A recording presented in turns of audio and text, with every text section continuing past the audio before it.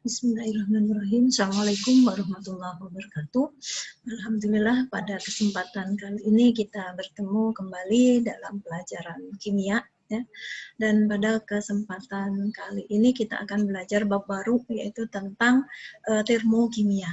Apa itu termokimia? Termokimia adalah cabang ilmu kimia yang mempelajari hubungan antara reaksi-reaksi kimia dengan panas atau kalor, baik yang dilepas atau yang diserap dalam suatu reaksi kimia. Baik, dalam reaksi kimia, kita akan mengenal sistem dan lingkungan. Ya. Nah, pertama kita akan mengenal sistem dan lingkungan. Namun sebelumnya, perhatikan gambar berikut ya. Saat kayu dibakar, maka dihasilkan kalor, ya, sehingga keadaan sekitarnya menjadi panas dan saat api padam, keadaan menjadi normal kembali. Kemudian kemanakah kalor yang dihasilkan dari proses pembakaran kayu ini? Apakah kalor itu hilang? Nah, itu nanti yang akan kita bahas pada bab termokimia kali ini. Ya. Oke. Kemudian lanjutnya kita harus mengenal dulu apa sistem dan lingkungan. Ya. Sistem itu adalah reaksi atau proses yang sedang menjadi pusat perhatian kita. Ya, sedangkan lingkungan itu adalah segala sesuatu yang berada di luar sistem. Ya, yang berada di luar sistem. Ya. Nah, pada kejadian yang tadi pembakaran kayu, ya. Sistem itu adalah kayu yang sedang terbakar tadi, itu adalah sistemnya.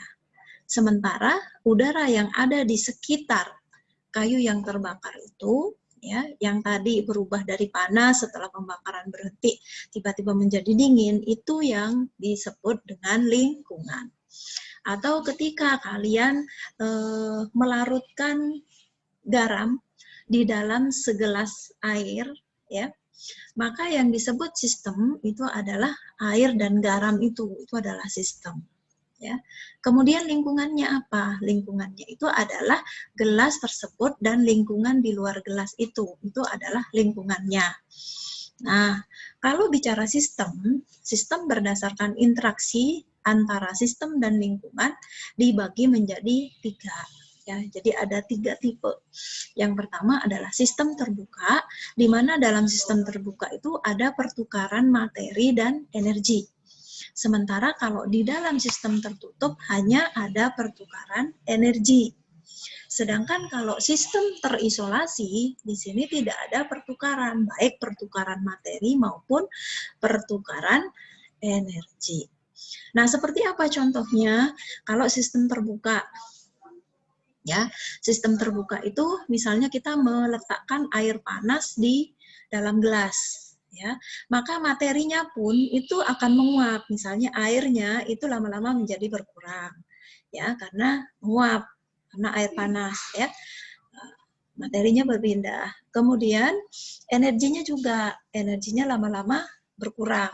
Tadinya air panas, karena pindah ke udara, pindah ke gelasnya, maka dia menjadi lebih dingin. Semakin lama semakin dingin. Kemudian kalau sistem tertutup, seperti apa? Sistem tertutup itu hanya terjadi pertukaran energi. Nah, ketika kalian meletakkan air panas di dalam gelas, tapi gelasnya ditutup. Nah, jadi airnya menguap. Kalau air panas itu kan pasti menguap ya. Makanya kalau kalian meletakkan air di dalam gelas, ya, kalau kita tutup, maka lama-lama tutupnya ada embun. Itu artinya sebenarnya ada materi yang ingin keluar. Tapi karena ada tutup, akhirnya tertampung di tutupnya. Sehingga yang keluar apa? Yang keluar hanya energi. Lama-lama air di dalam gelas itu akan berubah menjadi dingin. Itu adalah salah satu peristiwa sistem tertutup. Nah, kemudian sistem terisolasi. Nah, sistem terisolasi itu di mana di situ tidak ada perpindahan baik materi maupun energi. Contohnya, kalau kita memasukkan air di dalam termosnya tapi yang termos yang bagus ya. Jadi ada isolatornya bagus ya. Jadi kalau kita memasukkan air ke dalam termos atau kalorimeter, ya, kalorimeter boom yang untuk mengeksperimenkan terjadinya reaksi atau untuk menghitung kalor dalam suatu reaksi. Kita menggunakan, kalau di laboratorium kita menggunakan kalorimeter boom. Itu salah satu contoh sistem terisolasi. Ya, kenapa? Karena di situ tidak ada perpindahan materi karena semua tertutup. Kemudian perpindahan energi pun tidak terjadi. Ya, kenapa? Karena menggunakan sistem atau isolator yang sangat kuat. Atau kalau dalam kehidupan sehari-hari, kalau kalian punya termos yang bagus, jadi dari pagi kalian memasukkan air yang sudah menguap, ya, jadi udah suhunya 100 derajat dimasukkan ke dalam termos, maka sampai sore tetap panas. Itu salah satu contoh terisolasi. Nah, kemudian berikutnya, yang tadi Ibu sampaikan ya, bahwa termokimia itu adalah bagian dari ilmu kimia yang khusus mempelajari hubungan antara kalor atau biasa disebut dengan panas atau energi dan hubungannya dengan reaksi kimia atau proses yang berhubungan dengan reaksi kimia. Dalam praktiknya, termokimia lebih banyak berhubungan dengan pengukuran kalor yang menyertai reaksi kimia atau proses yang berhubungan dengan perubahan struktur zat, misalnya perubahan wujud atau perubahan struktur kristal. Nah, kemudian di sini dalam fisika kalian mengenal ada asas kekekalan energi. Ya, apa itu energi? Energi itu adalah kapasitas untuk melakukan kerja. Jadi kalau orang tidak punya energi, maka dia tidak akan mampu melakukan suatu pekerjaan. Itu kalau realnya seperti itu. Kemudian hukum termodinamika 1 menyatakan bahwa energi tidak dapat diciptakan atau dimusnahkan, tetapi dapat diubah dari satu bentuk ke bentuk yang lain. Misalnya, energi listrik dirubah menjadi panas. Ya, contohnya kalau kalian nyetrika baju itu dari energi listrik berubah menjadi energi panas. Ya. Dan masih banyak lagi bentuk-bentuk perubahan energi. Nah, pertukaran energi antara sistem dan lingkungan dapat berupa kalor. Nah, kalor itu nanti diberi lambang Q atau bentuk energi lainnya yang secara kolektif disebut dengan kerja. Ya, W sama dengan F kali S, itu di fisika sudah ada. Ya. Nah, ada sistem ketika menerima kalor maka Q-nya bertanda positif. Kenapa? Karena Q-nya bertambah kalau kita menerima. Dan sebaliknya, jika sistem membebaskan kalor, maka Q-nya bertanda negatif. Kemudian sistem melakukan kerja, berarti W-nya bertanda negatif. Kenapa? Karena nanti menjadi berkurang. Sistem menerima kerja, maka mendapat dukungan ya. Akhirnya W-nya bertanda positif. Nah, ini kita udah mulai ke bentuk energi. Bentuk-bentuk energi, ada energi kinetik, ada energi potensial. Waktu kalian SMP sudah belajar tentang bentuk energi ini. Kalau energi kinetik itu apa? Ya, itu adalah energi yang didapatkan karena gerakannya. Sedangkan kalau potensial itu adalah energi yang tersimpan atau yang dimiliki karena dia punya posisi. Ya, maka rumusnya energi potensial sama dengan MGH, ya kan? Nah, sementara kalau energi kinetik adalah sama dengan setengah MV kuadrat. Karena itu energi yang diperoleh karena gerakan. Nah, energi ini disebut dengan energi kinetik dan energi potensial ini yang kemudian disebut dengan energi dalam yang diberi lambang U. Ya. Oke. Nah, apa energi dalam?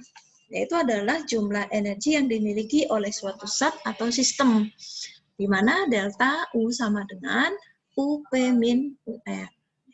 Perubahan energi dalam muncul sebagai kalor dan atau kerja, sehingga delta U sama dengan kalor ditambah kerja. Ya, jadi jumlah energi dalam yang dimiliki itu sama dengan kalor dan kerjanya. Ini nanti rumus umumnya. Baru nanti kita akan menjelaskan satu-satu ya ke depannya. Ini baru luar-luarnya dulu. Nah, perubahan entalpi. Apa itu entalpi? Entalpi itu adalah sejumlah energi yang dimiliki oleh sistem pada tekanan tetap. Jadi sistem itu pasti memiliki energi, ya. Itu nanti disebut dengan entalpi. Nah, kita hanya bisa menghitung perubahannya entalpi itu ya. Jadi ketika dia berubah baru bisa kita hitung. Sehingga nanti semua perhitungan itu mengarah kepada delta H atau perubahan entalpi, yaitu perubahan energi yang menyertai peristiwa perubahan kimia pada tekanan tetap. Nah, sehingga nanti entalpi reaksi pada tekanan tetap ya atau delta H sama dengan Q reaksi. Nah, perubahan entalpi tergantung pada keadaan akhir dan keadaan awal saja. Sehingga delta H sama dengan H akhir dikurangi H awal. Nah, jadi sampai di sini dulu untuk pembukaannya. Karena nanti selanjutnya kita akan masuk ke entalpi pembentukan, entalpi pembakaran, ya, kemudian entalpi penguapan, dan seterusnya. Ya. Setelah kita mengetahui tentang entalpi, nanti kita akan belajar pada pertemuan berikutnya, kita akan belajar tentang reaksi eksoterm dan reaksi endoterm. Dan tetap kita akan berkutat dengan apa yang disebut dengan sistem dan lingkungan. Apa yang dimaksud dengan reaksi yang melepaskan kalor atau reaksi eksoterm? Seperti apa gambarannya? Kemudian, apa itu reaksi endoterm atau reaksi yang satu melepaskan, yang satu menyerap kalor. Ya, oke. Mungkin sampai di sini dulu untuk prolog dari termokimia. Nanti pertemuan selanjutnya kita akan membahas tentang reaksi eksoterm dan reaksi endoterm. Kemudian akan dilanjutkan dengan jenis-jenis entalpi reaksi. Baru nanti akan dilanjutkan dengan cara-cara menentukan delta H reaksi. Oke, untuk prolog pada kesempatan kali ini Ibu cukupkan sampai di sini. Ya, besok kita akan ketemu lagi dengan pembahasan yang lebih detail dan tentunya nanti Ibu akan memberikan satu contoh masalah buat kalian. Oke, mohon maaf sampai di sini dulu. Mohon maaf atas segala kekurangannya. Billahi taufik wal hidayah. Assalamualaikum warahmatullahi wabarakatuh.